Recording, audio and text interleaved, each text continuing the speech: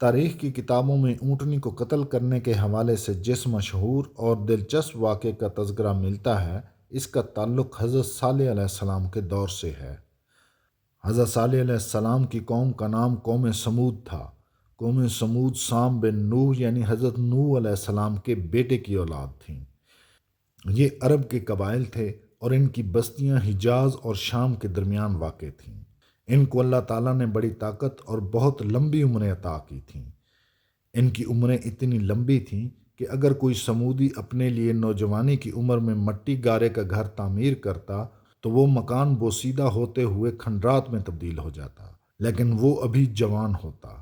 پھر انہوں نے اپنے لیے اونچے پہاڑوں کو مسکن بنایا اور انہوں نے پہاڑوں کو تراش کر گھر بنانے شروع کر دیے۔ یہ ایک بت پرست قوم تھی۔ دوسری قوموں کی طرح اللہ تعالیٰ نے ان کی رہنمائی کے لیے حضرت صالح علیہ السلام کو نبی بنا کر بھیجا۔ اب ہم اصل واقعے کی طرف آتے ہیں کہ قوم سمود نے اونٹنی کو کیوں قتل کیا، اور اونٹنی میں ایسی کیا خاص بات تھی کہ اس کو قتل کرنے کے بعد پوری قوم پر عذاب آیا اور سارے کے سارے سمودی مارے گئے۔ ہوا یوں کہ جب حضرت صالح علیہ السلام کو اس قوم کی ہدایت اور سیدھے راستے کی طرف لانے کے لیے نبی بنا کر بھیجا گیا تو اس وقت یہ قوم پوری طرح بت پرستی میں مبتلا تھی، اور حضرت صالح علیہ السلام کی ہدایت کا ان پر کوئی اثر نہ ہوا، اور یہ لوگ حضرت صالح علیہ السلام سے معجزہ طلب کرنے لگے کہ اگر تم سچے نبی ہو تو ایک سنگلاخ پہاڑی سے ایک گابن اونٹنی نکالو جو کہ 10 ماہ کی حاملہ ہو۔ یہ سنگلاخ پہاڑی ان کی بستی کے قریب تھی اور اس پہاڑی کا نام طبہ تھا۔ تو حضرت صالح علیہ السلام نے جواب میں فرمایا کہ اگر ایسا ہو جائے تو تم کو ضرور واحد اللہ پر ایمان لانا پڑے گا، اور جو اونٹنی اس چٹان سے نمودار ہوگی یہ اللہ کی نشانی کے طور پر ہوگی، اور اس کو کسی برے ارادے سے ہاتھ مت لگانا ورنہ ایک دردناک عذاب تمہیں آ لے گا۔ تو انہوں نے وعدہ کیا کہ اگر ایسا ہو جائے تو وہ ضرور ایمان لائیں گے اور اونٹنی کو کوئی نقصان نہ پہنچائیں گے۔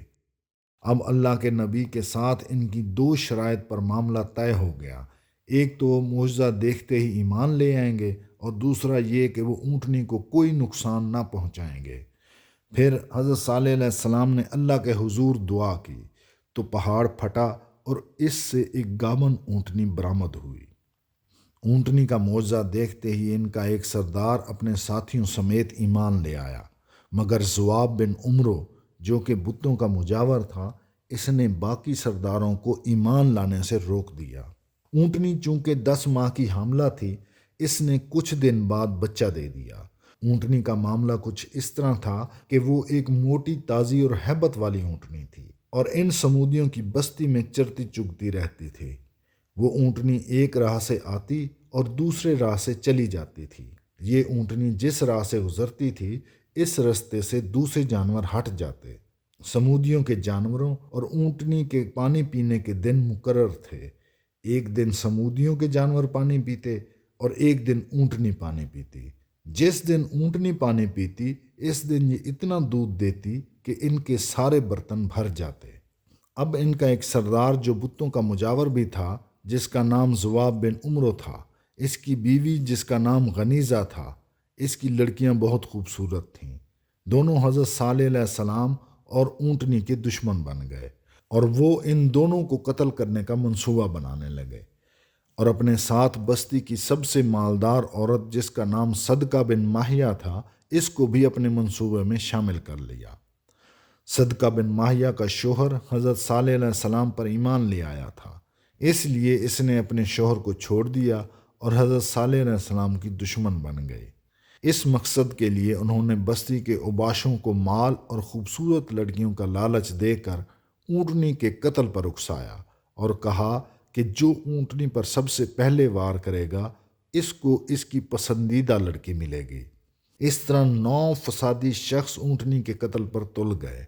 اونٹنی کو قتل کرنے کے ارادے سے یہ لوگ اونٹنی کے واپس آنے والے راستے پر تاک لگا کر بیٹھ گئے، اور جو ہی اونٹنی آئی اسے سب سے پہلا تیر مصرع بن مہرج نے مارا، اور یہ تیر اونٹنی کی ران کی ہڈی میں پیوست ہو گیا۔ مصرع بن مہرج صدقہ کا عاشق تھا اور اس کے مال کا لالچی بھی تھا۔ تیر لگتے ہی اونٹنی لڑکھڑانے لگی، جب غنیزہ نے اونٹنی کو تیر لگتے دیکھا تو اس نے کدار نامی شخص کو اشارہ کیا کہ وہ اونٹنی کا کام تمام کر دے اور اپنی ایک بیٹی اسے حوالے کر دی۔ خوبصورت لڑکی کو دیکھتے ہی کدار آگے بڑھا اور اونٹنی کی پچھلی ٹانگیں کاٹ دیں، جس سے اونٹنی گر گئی۔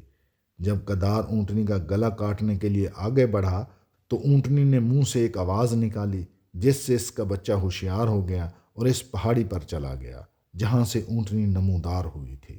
پہاڑی پر چڑھ کر اونٹنی کا بچہ 3 دفعہ بلبلایا اور اس چٹان میں غائب ہو گیا جہاں سے وہ نمودار ہوئے تھے۔ جب یہ خبر حضرت صالح علیہ السلام تک پہنچی تو آپ گھبرائے ہوئے موقع پر پہنچے۔ دیکھا کہ اونٹنی مردہ حالت میں پڑی ہوئی تھی۔ آپ کی آنکھوں میں آنسو نکل آئے اور فرمایا کہ بس 3 دن کے اندر تم لوگ ہلاک کر دیے جاؤ گے۔ 3 دن جب گزر گئے تو چوتھے دن آسمان سے زوردار کڑاکے کی آواز آئی، جس کی ہولناک چنگھاڑ سے ان کے کلیجے پھٹ گئے اور ساتھ ہی زمین میں زبردست زلزلہ آیا، جس سے پوری قوم سمود تباہ ہو گئی۔